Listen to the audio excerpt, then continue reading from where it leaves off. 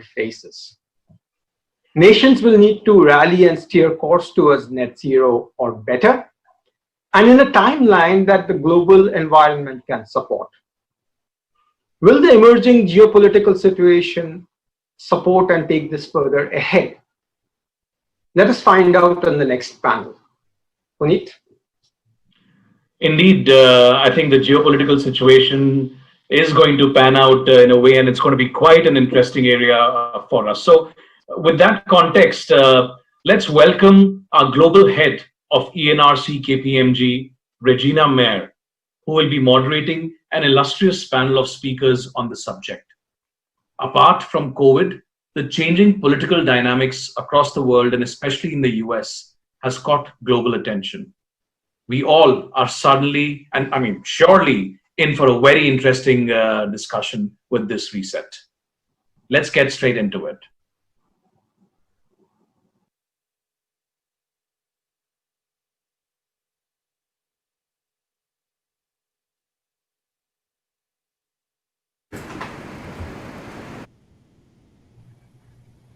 Good morning, good afternoon, good evening. Welcome to the final panel of what I hope has been an enriching experience. And congratulations to my colleagues in KPMG in India for putting on such an amazing global event. My name is Regina Mayer. I lead KPMG's global energy practice. I'm based in Houston, Texas. And I have the privilege of hosting the panel that talks about the U.S. energy market and post-elections, as well as a view of the energy transition and more broadly, some thoughts from OPEC. I'm joined by a stellar slate of panelists. My colleague Robert Johnston, who leads the energy practice for Eurasia Group and who we collaborate with quite a bit. Thanks for joining, RJ. Melody Meyer, who's a longtime senior executive with Chevron, who now sits on the boards of BP, National Oilwell Varco, an oilfield services company, and AbbVie, a medical supplies company. And Dr. Jennifer Holmgren, who is the CEO of LanzaTech. So we're going to spend a few minutes having each of them share their perspectives, because they each have quite unique and varied perspectives, and we'll touch upon a lot of topics from crude price, the impact of the U.S. elections, the energy transition and how it's playing out, as well as what it will take to get to a net carbon zero future. And then we'll have some time for Q&A, and I hope we get the chance to hear from those of you that are out in the audience listening out there. But I'll just get us started. RJ, over to you to share your perspective. Thank you, Regina. It's always great to collaborate with you, and nice to be with Jennifer and Melody this morning. Greetings to everybody on the webcast this morning. I'd like to spend my time talking about two topics, both of which I'm sure could take up the whole hour, but I'll try to give maybe 5 minutes on each one. First, we'll talk about OPEC, which is quite timely, given the meeting taking place in Vienna this week. And then second, also timely, looking at U.S. energy policy in the context of the incoming Biden administration. So let me start with OPEC. Well, OPEC is looking at a situation where there's been good news in the oil market. We've had a nice rally the last month or so, mostly on the back of positive news for all of us about the vaccine and the expected resumption of economic activity that would get us back to higher crude oil demand. And so we saw oil prices move from the mid-30s back up to the high 40s.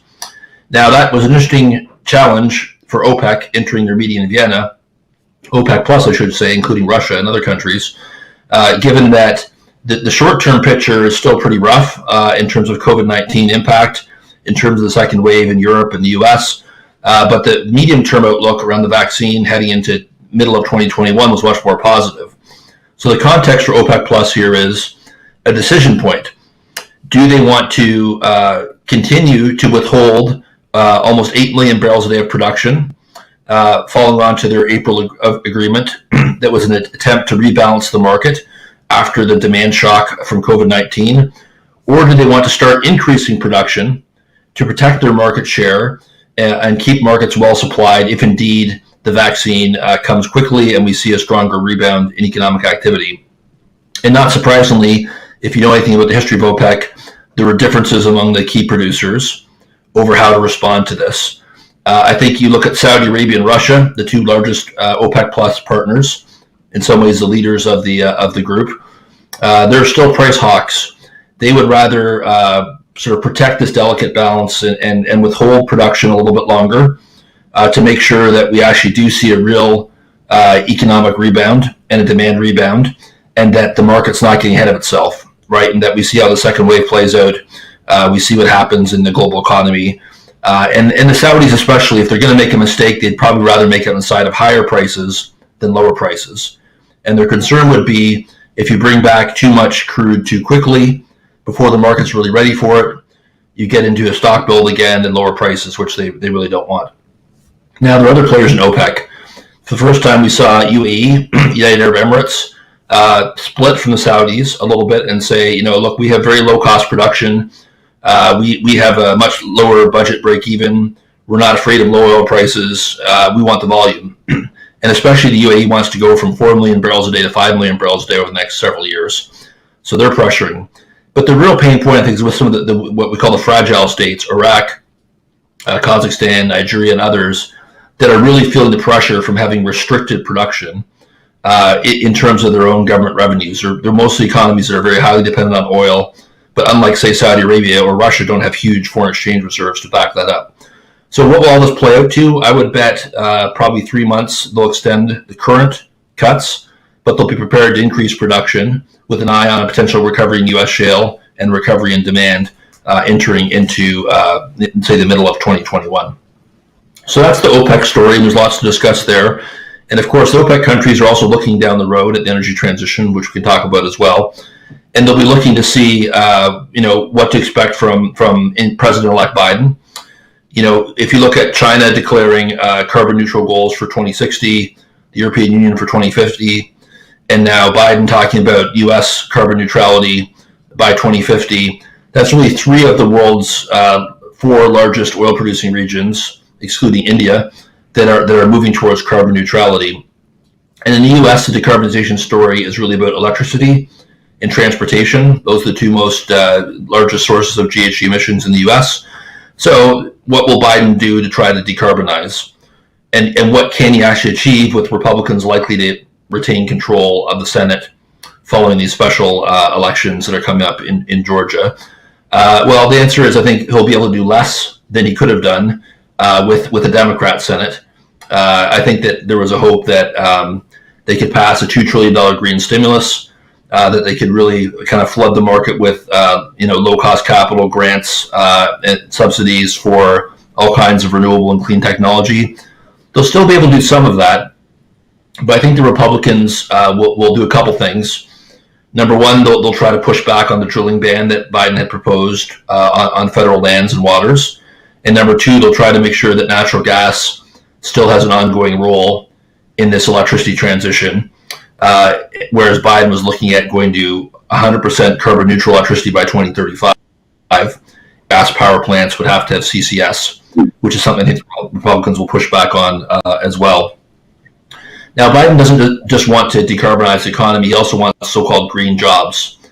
And one of the controversial aspects of this program, I think, is going to be the Buy America plan, which is going to say that a lot of these subsidies and investments in the public sector into clean tech are going to have a Buy America mandate, meaning that it can't be spent in China or in Europe, it's got to be spent in the US. So the dynamics around that, and I think the growing link between climate policy, trade policy, industrial policy, will be a key topic of interest for investors in the industry going forward. Lastly, two thoughts on Biden's foreign policy. Certainly it will be a priority for him to get back into the Paris Agreement. I think they'll be welcomed with open arms at the COP26 in Glasgow later this in 2021. But the question will be, can Biden really deliver a credible plan given the Republican opposition in the Senate? So I think the Europeans and Chinese and others will look closely at what the U.S. can actually deliver on its next phase of its nationally determined contribution. And then, of course, circling back to OPEC, there'll be a lot of interest in Biden's policies towards Iran. He gave an interesting interview in the New York Times yesterday where he quite explicitly said that he did want to bring the U.S. back into the 2014 agreement that President Obama negotiated with the Iranians, the Europeans, Russians, Chinese, that basically lifted sanctions on Iran's oil production in exchange for Iran freezing their enrichment activities for uranium and their nuclear program. So now we're in a very tenuous situation. Trump is leaving office. There's been a bit of an escalation in tensions between Israel and Iran and Saudi and Iran. It's not clear what Trump will do in his last few days. But the bottom line for us is that we think, while Biden will engage with the Iranians, it's probably not going to be his top priority. And he will be somewhat constrained by the Republicans in the Senate, who will fiercely oppose re-entering the nuclear agreement. So what that means is that Iran may get partial sanctions relief, but it'll be pretty limited compared to a full opening like we had in 2014. So that will make OPEC's task a little bit easier because of all the Iranian volumes came back at a time when we still have this balance and this question of how will OPEC Plus unwind its production cuts, how do they time their production increases with the recovery in the economy. Certainly a huge surge of production from Iran would have complicated that, but we think that's less likely, at least in 2021. So with that, I think we have Melody as our next speaker, and we look forward to your questions, and I appreciate being included in the session today. Melody, all yours. Okay, thank you, RJ. And Regina, thank you so much for the opportunity to join this really distinguished panel this afternoon. I want to just share that these are my personal views and not necessarily those of my affiliated companies. But I want to talk a little bit about the energy transition and what companies are doing in response to the transition, particularly oil and gas companies. So just a reminder, we, before Paris and before COVID-19, we were already an industry in transition, but now it is very mainstream. So we started about 20 years ago working solar, wind, biofuels, even hydrogen. All uneconomic, but over time we've made those economic, and the cost basis for wind and solar have come way down. We had the Paris Accord, as we know, ratified by many countries in 2016, and there's been a significant increase in societal expectations around lowering carbon emissions. Some of the things you see, that response is there's a bit of a climate crisis mentality that we see going on around the world, where I think our industry needs to work, and we're very well suited for this, is to work in the solutions mentality. And this is where I think as an industry we can focus our attention. And rightly so, there's a lot of increased investor expectations in ESG responsibility. There is a global commitment right now to decarbonize and to lower emissions. As RJ said, there's countries that are making pledges. There's cities making pledges. There's states in the U.S. making pledges towards lower emissions, and some all the way to net zero ambitions. And what this is showing us is that there's a huge global shift to sustainability. But we must have balance of both economics and sustainability, and that's the opportunity for us. So really, what are companies doing? I think a lot of companies, particularly oil and gas companies, are stepping back and reimagining our purpose and our ambition. We're looking at more energy options, all with lower carbon. And I guess one thing I would like to just remind us all, because there's such a misperception of what the energy transition is, it is all forms of energy, including oil and gas, all with lower carbon. So it is having more options across the spectrum, all with lower carbon, and letting our consumers make more choices around their consumption. So it's more integrated, more consumer facing. There's lots of opportunity to integrate renewables with natural gas to get reliable power. A lot of companies are stepping back and making very strategic decisions about what is their ambition to get to a net zero carbon future, and what is the combination of assets and integration and ability to achieve that in a goal down the road. I would say that many people look at the oil and gas industry and think that we're not part of the solution. We are best suited to reduce emissions across the value chain of the energy spectrum, and so I think we have an opportunity to do that. The energy transition will not be so much a global commodity like oil is, maybe natural gas a little bit, but it will be more local and more integrated, closer to the consumers and closer to the customers. And I would say that a very important part of the energy transition is attracting the talent that we need. We are, oil and gas industry is an industry that is probably the least diverse of any industry. We've lost a lot of investment. We're not attracting the talent. We have tremendous untapped value creation, I think, through diversity. And, we might step back and say, well, we're an industry significantly in reorganization right now because we've had some big challenges with this price cycle, unlike any other price cycle that we've seen before. So why focus on diversity? Well, it's an untapped value opportunity, and we have a real opportunity to lean in and create value from diversity right now with women and racially diverse leaders. And I would say that the energy transition needs the best and the brightest. We need to attract the talent. Complexity requires diversity, and this is increasingly more complex. And we also have to have the organization, the talent to deliver the energy transition. So it's not just having the talent, it's also having the organization that can be very innovative and very creative. If I look back in my 40 years in this industry, the whole industry has been driven by technology. We're an industry that has to be even more driven through innovation. So let me just turn my attention a little bit to, what companies should be doing or how to start if you're an oil and gas company to look at, what's my role in this energy transition. And it's all about balancing sustainability and returns, economic returns. So I would, step back and say, start with purpose and ambitions. What is the ambition of the company? The UN sustainability goals are great goals to look at. A lot of companies have chosen parts of the UN sustainability goals that they feel like they can influence, and I think it's a great place to start. The other place that our industry needs to continue to look hard at is what is our core competencies? I mean, we are really good at global scale and scope.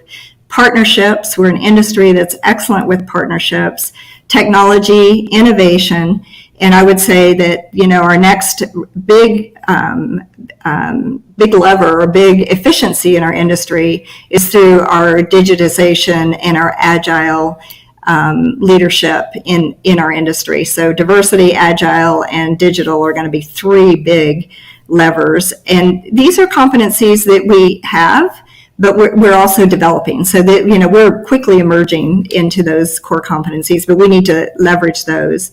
And we also need to look at a range of outlooks, energy outlooks in the world, the Paris 2 degree, 1.5, business as usual, and be informed by a range of scenarios. And I think it's a real opportunity for us in the industry to step back and reimagine and reassess. It's easy to know where we're starting from, and it's maybe easy to some extent to say what's our ambition or where we want to go. It's the pace in the middle that is challenging. So stepping back and looking at, what is required of our companies to achieve a net zero emission ambition? What are the paces? What are the asset choices? What are the returns of that kind of business? Will societal behaviors accept that change? I know as we started into energy transition options 20 years ago, society wasn't ready to pay for higher cost wind or solar. What are the behaviors today that are needed to achieve a net zero ambition? And really at the bottom line too is, can we deliver on shareholder expectations? We have to deliver the returns and perform as we transform through this organization. I'll just say one thing I wanted to mention too is it's just a mindset. BP has coined their mindset from an international oil company to an integrated energy company. And it's a bit of a mindset shift to think about our role as an industry in this energy transition.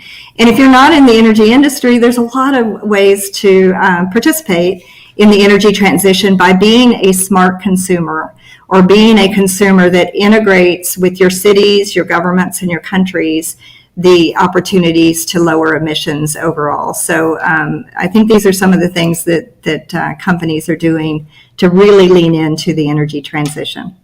And with that, I think I'll hand it over to Jennifer. Thank you. And a big thank you to Regina for putting this panel together. I'm really honored to be here.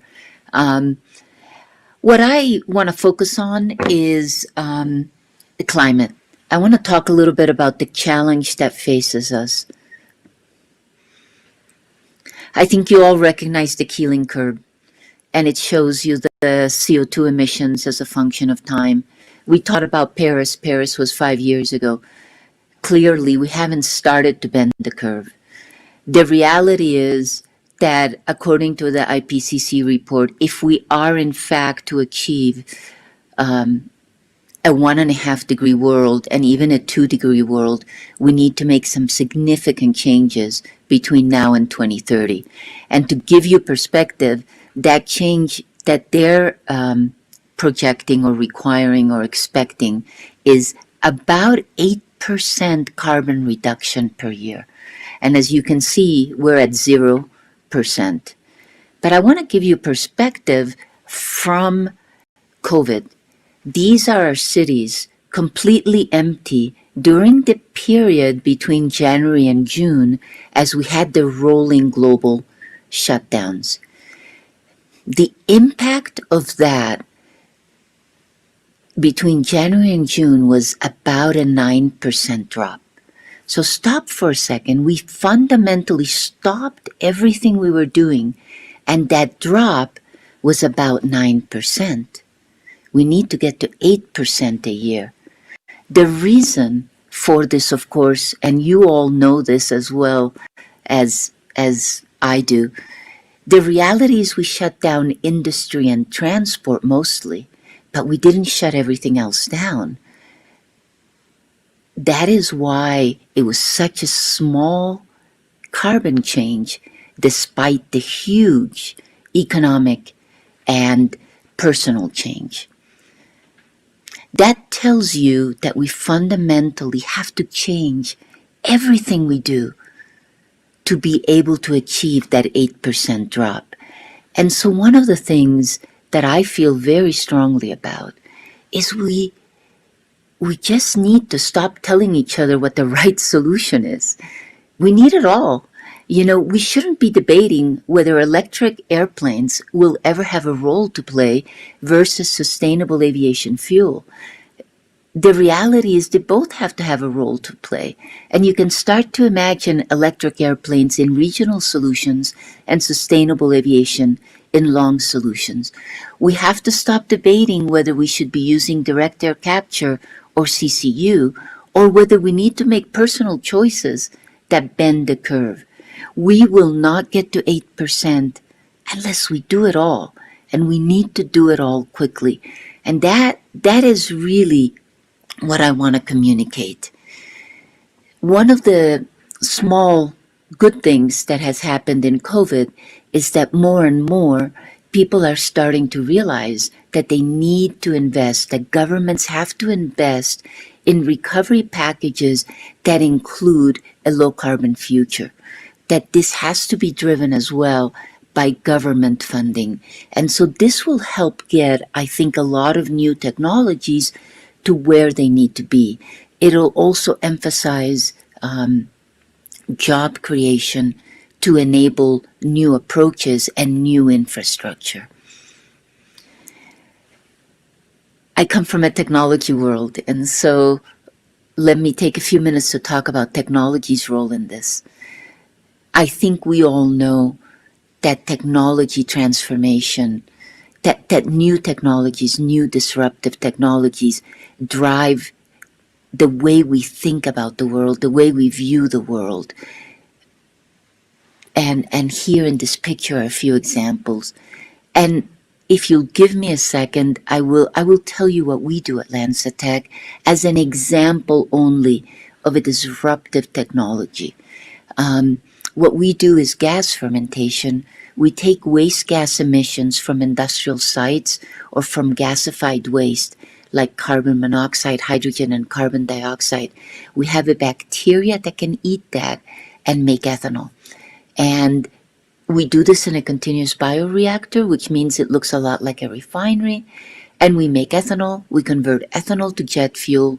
Our co-product is the bacteria, which we use as animal food. It's 90% protein.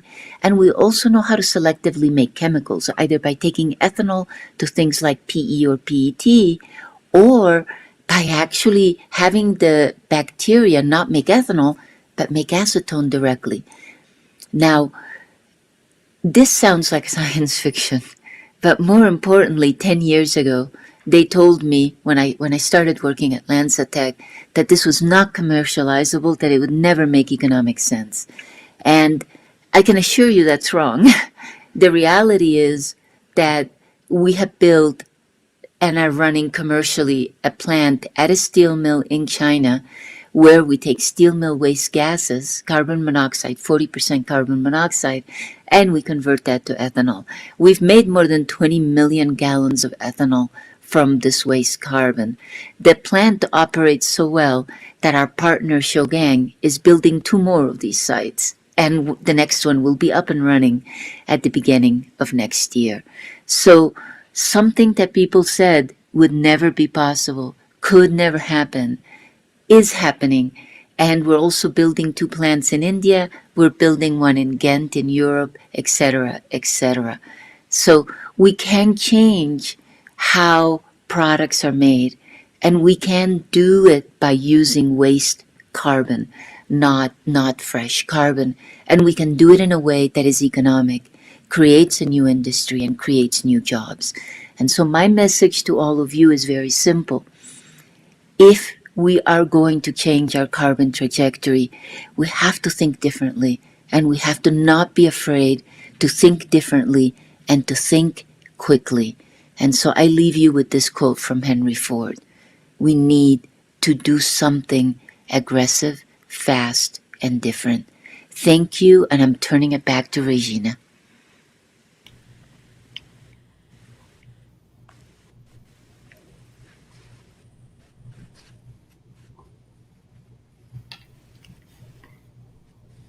I think Everything from RJ and the post-election and what to expect from OPEC to, Melody talking about diversity and how energy companies are responding and how you can get started. And then I think Jennifer leaving us with some really, really sage wisdom about, even stopping everything with those empty streets. We still only reduced it by 9%, and we don't want to keep doing it that way. So it has to be, an all of the above strategy, which is very similar, I think, to the message that Melody, you were sending. So, Jennifer, we started with the empty streets, and there's 2020 will go down in history as, in our lifetimes, one of the more memorable events. What do you think are some of the lasting changes that will come out of this? Changes in mobility and commuting, and what are your predictions for the lasting COVID changes? So, I think a lot of people think that what we're doing right now will become the new normal, the Zoom calls and less flying and so on. And frankly, I don't think so. I think we're dipping, and it will come back just like it did last time we had a crisis. So in terms of changes to mobility, I don't think COVID will be what incentivizes those changes or drives those changes. Instead, I think it is more that during this COVID period, we realized a couple of things. One is that we can beat a crisis, right? A vaccine, an RNA vaccine that, we hadn't ever done that, is what's going to be introduced in the market. And we did that in a year in a crash program. So I think the lasting impact is that we can be aggressive and do the things we want to do if we choose to. So I think there's a mental shift that people are seeing. And I think the second thing that COVID has taught us is a little bit about resilience. we have all learned how to get around the problem. And that will impact the energy transition because I see people thinking about how to do things differently. I've seen new business models and new approaches. So those are the two things I think will matter from COVID. That's great. Melody, what do you think? Are we going to get back on airplanes? I mean, what's your view of what changes? What's lasting impact? I've been in the oil and gas industry for 40 years. I'm very proud of this industry, but one thing we do is manage change. And the thing that I always focus on in our industry is what I call creating advantage from change. So we can come out back on the curve that we were on before, or we can come out and position ourselves, our society, our industry, and to create tremendous advantage from this significant change that we've gone through in 2020. So I do think that the focus will be very much on accelerating our digitization, our ability to work remote, our capability to be agile and remote will be much stronger going forward. I think we'll get back into the offices. There's no to do strategic work, to do innovative work, to create the kind of innovation that we have to have for the industry. We've got to be collaborating and be together. But I think we'll have a better combination of this remote learning and remote operations. So I do think that we should do that, capitalize on that. But I think the real focus ought to be creating advantage from change, not just going back to the old ways, but thinking, what is it about what we're doing today that we can replicate? I mean, our industry is safer, has had a better safety record through this year than we've ever had. So how do we capture that and learn it? How do we take some of these big things that are happening and make sure that we embed those into our DNA going forward? And that's what I call creating advantage from change. Oh, that's a really good point. RJ, what about you? Because some are saying 2019 was peak demand. Are you calling 2019 as peak demand? What's your view of the lasting changes from a supply and demand perspective? Yeah, I don't think we're at peak demand yet. Arguably, probably not even close to it, but certainly capital markets are pricing in peak demand scenarios with this idea of the inevitable policy response, saying that the exact timing may be difficult to predict, but the direction seems clear. So a lot of the impairments that we've seen in industry, a lot of refinery closures, a lot of the sort of weak valuations of the oil and gas sector reflect this negative view. There's another way to frame the conversation, which is in a peak demand world, what will that actually look like? Is it going to be a long plateau and a gradual decline? Probably. And in that context, which producers are best positioned to survive and even flourish, right? So I think in that scenario, we're doing a lot of work at looking at who are the low cost and low carbon producers, which business models are being realigned to bring in more renewables, to bring in more electricity, other forms of diversification to maintain growth even with less oil and gas demand. I would say gasoline is probably where I think we're going to see the biggest peak first when we look at the refinery closures. And when we look at the kind of technology that Jennifer has, look at the massive green stimulus and electric vehicle programs that we're already seeing in the European Union and China, probably with Biden in the U.S. as well, that will hit gasoline first. Then I think some other refined products will take longer because the technologies to disrupt, say, jet fuel demand or bunker fuel demand or diesel demand are not as mature as where we are with electric vehicles, but it will happen eventually. And again, I think that is being priced in now. But the real question to me is which companies, to Melody's point, are taking advantage of that and are realigning their business models at the enterprise level to be low cost and low carbon producers for decades to come. So just building off of that, how does the U.S. oil and gas industry evolve? Because you made the point in your remarks about the UAE saying we're not afraid of low oil prices. We have a really low break-even cost. Is shale dead? Does it come back? What's your prediction? Yeah, I think shale will come back. And I think that, Melody talked about the industry's ability to adapt to change.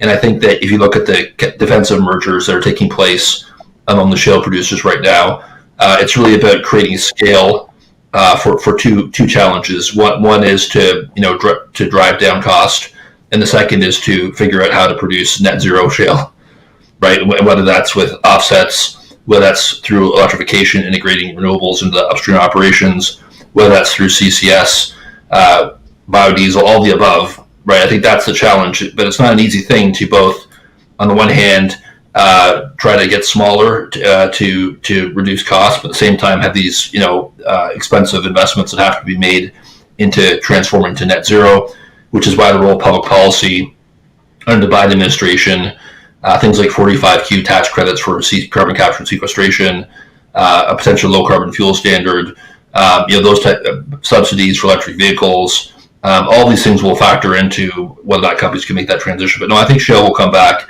and I think that we may not get the kind of torrid growth that we had, 2017, 18, and 19. But I think that the business model there that's being built still has some growth left at the company level, given the ability of some of these producers to crack this low cost, low carbon challenge.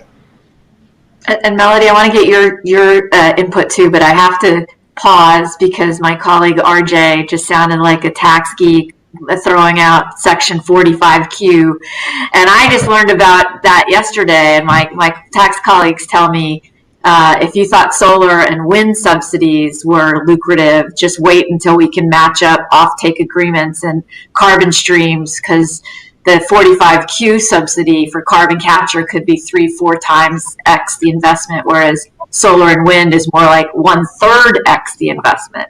But I can't believe you said a 45Q, so I had to stop you there. Sorry to geek out on you. Melody, what do you think is going to happen to the U.S. oil and gas industry?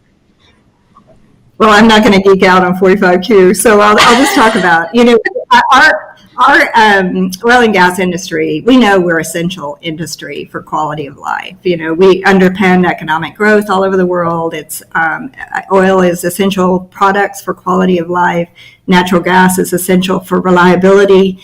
And we have countries all over the world in energy poverty. So I do think, we'll definitely have to continue to lean forward to mitigate the declines that we're going to see post-COVID, because, everyone stopped investing and we've got a natural decline that we're going to have to offset. So we'll have a lot of demand and supply variation still with oil and natural gas. And I think in the U.S. we'll continue that strong focus, but with lower carbon emissions as we do so. I was reading, I live in Texas, I'm a Texas girl, and we're a huge producer of oil and gas, but we're also one of the largest producers of renewable energy in the U.S. And I think that just shows the resilience of needing all forms of energy and all forms at lower carbon. And I guess one last thing is, one of my COVID experiences was a road trip to New Mexico, and I drove through many of our Texas wind farms and solar facilities. And we have a real opportunity in our in those assets to integrate agriculture and those forms of energy. There's agriculture and grazing all over the wind farms in those same, multiple land use. We need to be thinking about how we really promote that multiple land use opportunity for renewable resource.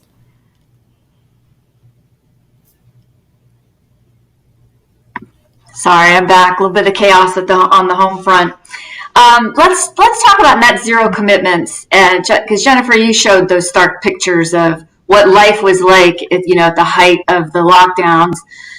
How do you see the U.S. migrating in a net zero world? What's the driver? Is it at the state level? Is it the federal level? Do corporates do it first? Do governments do it first? Do you ever see the U.S. making a national net zero commitment? What's your prediction on the U.S. net zero front? Yeah, so I think the biggest thing that we've seen over the past year has been the large corporate net zero commitments.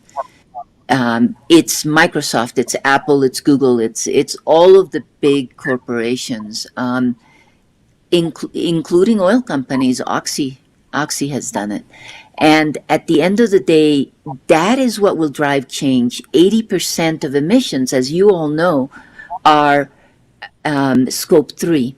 And these companies are making commitments not just in scope 1, not just in scope 2, but all the way through scope 3. That drives purchasing. That changes entire supply chains.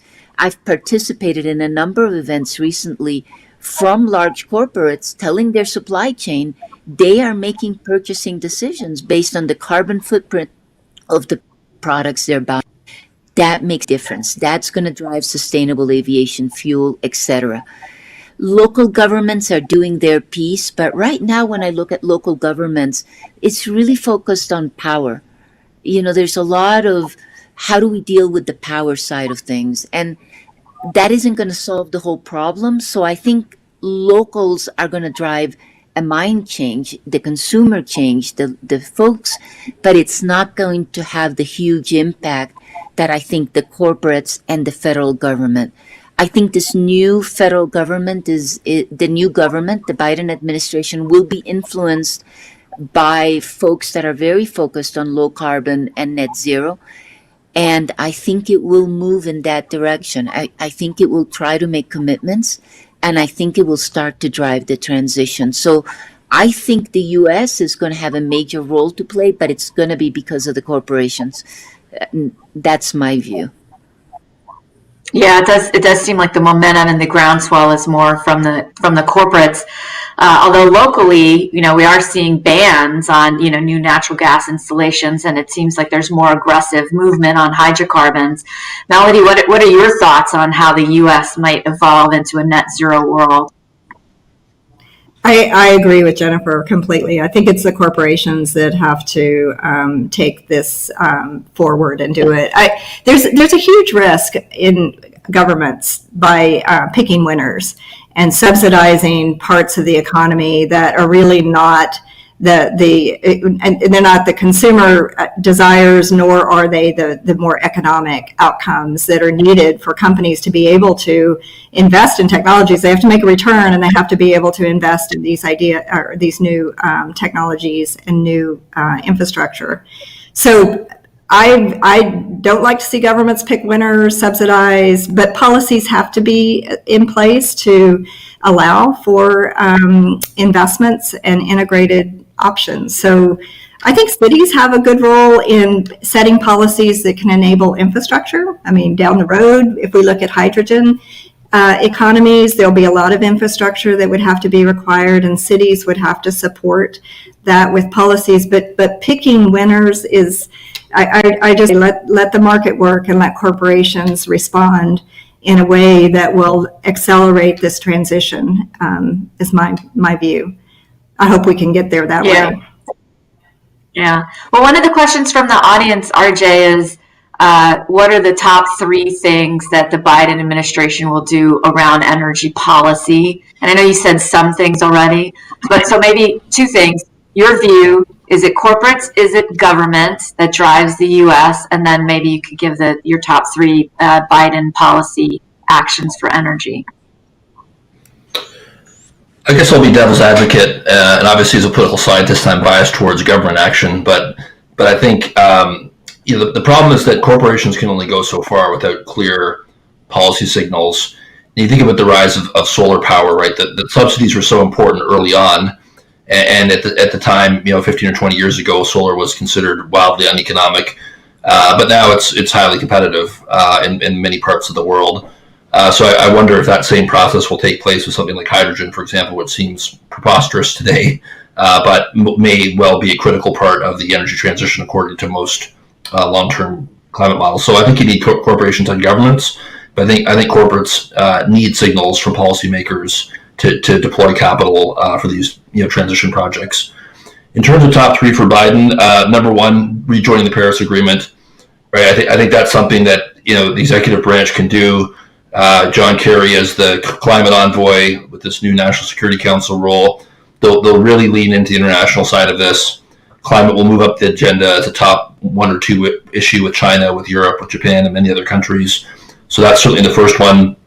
The second one, I think, will be the stimulus package, an attempt to negotiate with Republicans on extending production tax credits for wind, investment tax credits for solar, maybe for energy storage, possibly for CCS, which we mentioned. And those things will have Republican support. You have, a big wind industry in places like Texas, big solar industry in North Carolina and Florida, and sort of Republican states. The question is, the Republicans might say, okay, if we're going to do that, then we want you to back off from the drilling ban. We're on a deal with the Iranians. So there could be some back and forth on that. So I think those are really the top two areas. Then the third one is I think he will use the regulatory powers that he has with the new FERC chair to get carbon pricing at the regional level for those regions that want it in their power markets, even if you can't do it through Congress, to block the Keystone XL pipeline and to strengthen, climate and social impact analysis of other pipelines as well. Those are some of the things you can do through the regulatory path they won't need Congress for as well. Melody, any sense of what U.S. oil and gas companies might be doing in response or preparing, or is it just business as usual relative to the change in the administration? Well, I think, we're a long-term industry, and we really do plan and execute projects that are, last many decades. So I doubt that you see substantial shift in strategy as a result of a administration. But it is, I'm sure that there is a lot of focus in our industry around what direction the U.S. administration will go with this shift, and making sure that the strategies are robust in any administration. So, we invest for the long term in our industry. Yeah, I think so. And from what I've heard talking to, this is an audience question. So from what I've heard talking to various clients, there's a sense that because of the government split, it won't be very radical, and that there's, it's really more of a continuation of business as usual. RJ, if you fundamentally disagree, and there's a question about what advice we have, so we'll come back to you if you have a disagreement. But Jennifer, let's get back to you. If you are an energy company in today's world and you're speaking to the CEOs, what advice are you giving them on how you respond to both the energy transition, or even how you enter 2021, both short-term and long-term? I can tell I'm the outlier in this group, but I'll be candid, okay? I think the oil industry, is such an essential part of our daily lives. But I believe that the changes are happening in climate, i.e. how many cyclones have to hit the Philippines, back to back before people just panic. And I believe that my advice would be, don't become the coal industry. Divestment movements and all of these things are real and are happening. And I think it's really important to be eyes wide open. I agree with Melody that the industry invests for the long term and the future, because it takes a long time to put things in the ground. But right now is not the time to stay the course. That's my view. It's time to take a step out and think radically. And if I had the opportunity to talk to chairman, that is what I would tell them. You're not the outlier, Jennifer. Yes, go ahead. Actually, just what I'll add is that stay the course for me is the transition. I firmly believe that we're in the energy transition. We're accelerating it. Staying the course is accelerating the energy transition in my mind. Well, and I think actually both of you have been saying very similar things. That it's not pick winners and losers. It needs to be all of the above. I think, Jennifer, your slides were quite stark. We shut down the entire world's economy and only affected 8.8%. I mean, it was very painful to do that, right? So if we can't figure out a vast array of ways of dealing with carbon across multiple technologies, we're not going to get there, right? So I think that was the nexus of my big takeaway, my big nugget. Question for RJ from the audience. Any thoughts on how the U.S.-India partnership might shift under a Biden administration, and any thoughts about potential impacts on energy? Yeah, it's a great question. I think that without getting too far into the politics, I think that Modi and Biden may not align as well on every issue the way that Trump and Modi did. I think in terms of that said, even though there may be some differences there, there still will be an interest in working together in the so-called quadrilateral, right, incorporating Japan and Australia as sort of a counterbalance to China. So I think that geopolitical aspect will still be strong, even though Biden may view some of Modi's policies differently than Trump did. On the energy side, of course, that's where the Paris Agreement and COP26 become quite critical, because I think Biden will engage strongly with India to see what they can do from a U.S. perspective and a Paris Agreement perspective to get India moving faster. And I think that will have a very strong renewable energy push, but potentially natural gas as well. What Melody said about the integration of natural gas and renewable projects. Not everyone in Biden's administration will support LNG exports necessarily, but I think Biden himself will be a little bit more pragmatic about it, and we'll see opportunities there perhaps to bring more U.S. gas to India. Although again, it won't be as much of a priority for Biden as it was for Trump. But the main challenge, I think, will be looking at decarbonization pathways for India. Are there opportunities for U.S. firms to invest in improving India's gas pipeline and transmission network, to bring on more renewables, to solve intermittency problems, and then, as Melody said, to get closer to the customer and figure out some of the more local decarbonization pathways. So I think climate will play a huge role in the U.S.-India relationship, much more so than perhaps under Trump.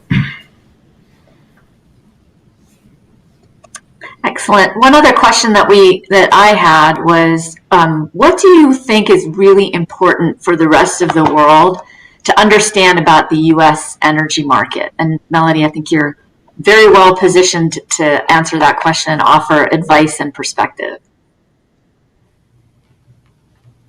For the rest of the world. So much of our energy industry, oil and gas industry in the U.S. has global investments.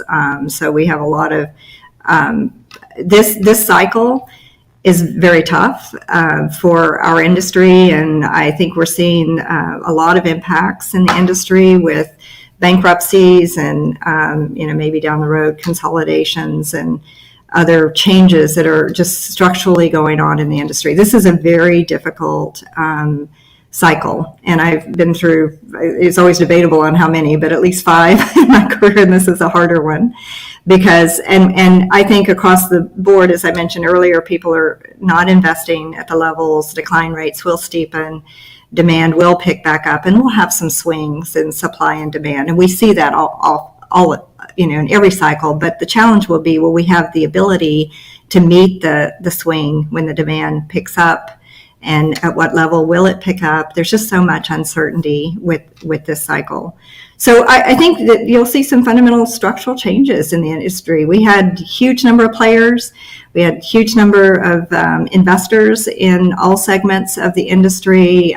There's a lot of streamlining, efficiency, consolidation, companies that'll go out of business. But I think, again, creating advantage from change, I think we have to emerge much stronger. And we'll have companies that will stay with, oil and gas with lower emissions. We'll have companies that move much more aggressively into the energy transition. And they'll focus, on oil and gas still, but with a big increase in focus towards other forms of energy, more wind, solar, bio, hydrogen, CCUS. I mean, there's going to be a lot more technology focus. But the U.S. will be structurally different, I think, in a year or two. But I would say more resilient and stronger as well as we go through this painful process. I think that's exactly right. Structurally different, but resilient and stronger. Well said. So we've talked a lot about technology and the importance of new technologies, and yet at the same time, it's very difficult to scale and bring those new technologies to market. Jennifer, you're uniquely positioned because, as you mentioned, you were able to make something that seemed like it was a pipe dream and make it economic. What lessons learned do you have for how we support all of these new technologies? Because it needs to be this all of the above strategy. And do you see any other new technologies on the horizon that you think are kind of promising that you might throw out there for us to consider? Sure. So one of the things that I think we have to do, and I think RJ mentioned that solar is everywhere now and that it was initially incentivized by government. And I would say, in addition to that, that technologies always evolve in the same way. You get a new technology out to the market, and then it starts diffusing, and it does it in a doubling, right? So there's nothing, and then boom, it's everywhere, right? That's just the nature of technology diffusion. It's nonlinear. And the reason that's important, because in my mind, if we want to do things faster, what we need to do is get the first ones built and then let the market take it from there. And the technologies that are worthwhile will diffuse, and they'll diffuse exponentially and have a big impact. So what we got to do is get them there. I think governments have an important role to play in that. Right now, we try to fill the funnel, right? That's the least expensive part. A few $100K will get you a lot of R&D. But what you really need to do is get all the way through to the first commercial. And that takes a long time. It took our company 15 years, and I think we did it very fast. So I think governments have a role to play, not in picking winners and losers, but in supporting rapid scale up to commercial scale. I think corporations can help with that, but I think government has a big role to play because there's risk involved. So after that, then it will happen. We need to do it faster, and that's why I think government's important. But and then government can also play a role, in RJ's point, in helping it down the cost curve in the early days. What new technologies out there are out there? I see a huge amount of work in carbon capture approaches that I think will make sense. And we need to get them out there faster. I see a lot of positioning by people who are thinking ahead of how do we make a natural gas pipeline also be able to carry hydrogen, you know? How are we future ready in the investments? And that's not technology, that's thought, but thought and technology come together, right? Those are the types of things I would say. Yeah, I'll stop talking. And I liked RJ's net zero shale, so that's one of my nuggets that I took away too. But to your point, Jennifer, I totally agree that it needs to be public-private partnerships to enable to take these seed investments in it to make them more economic. And just a little bit of a plug for some of my colleagues. We've been working with the World Economic Forum on creating some of those public-private partnership funds to accelerate the innovation on sustainable energy technologies. I think you hit the nail on the head. Well, we're close to the end of our time, and I want to be able to give all of you the chance to share your final remarks and leave your words of wisdom for the audience. So we'll go back in the order in which we started. RJ, what are your final remarks? Yeah, I think we have to go back to the business as usual idea. I think that's pretty risky. Both because it's sort of leaning against where the capital markets are headed, and secondly, because I think it underestimates what Biden can actually achieve, even with the Republican Senate.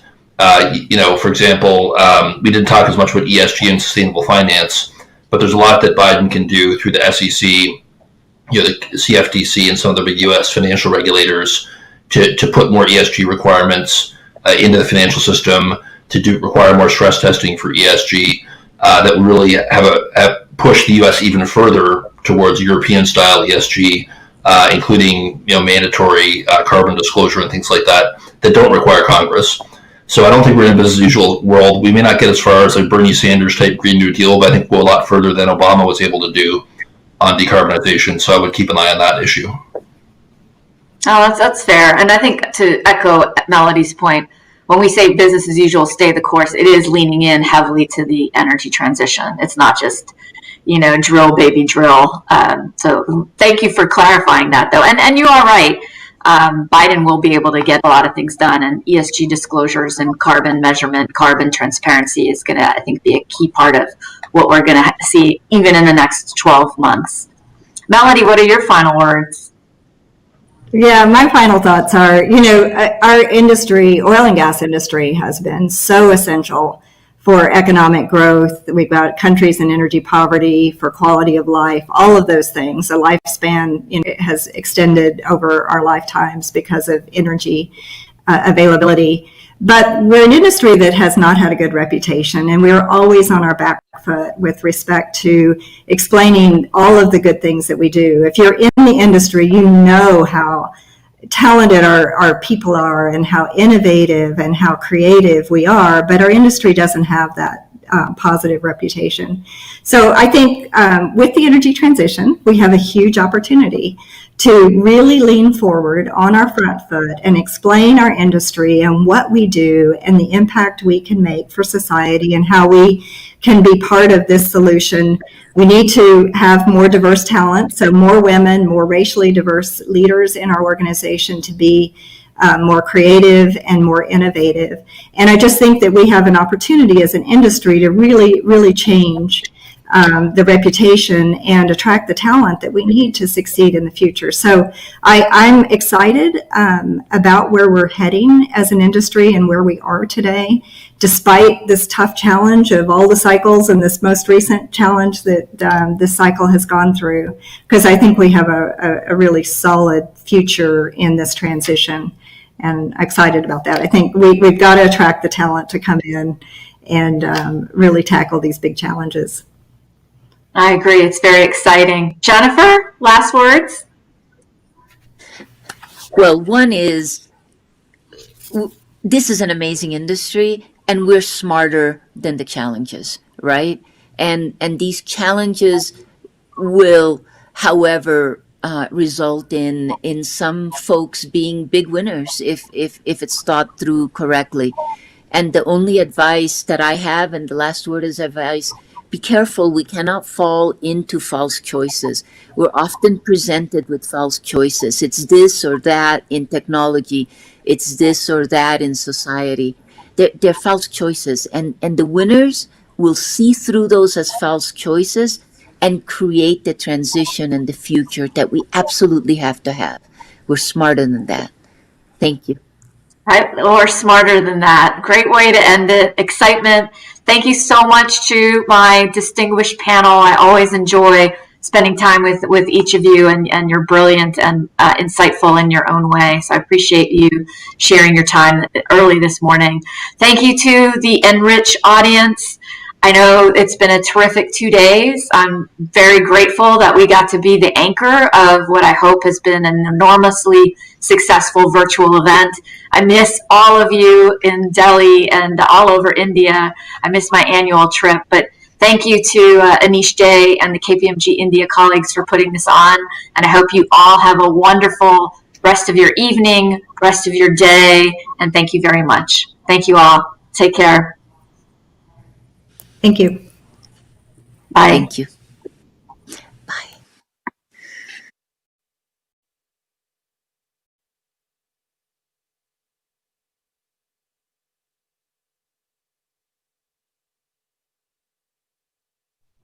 As I reflect on the past 2 days, I realize that we have covered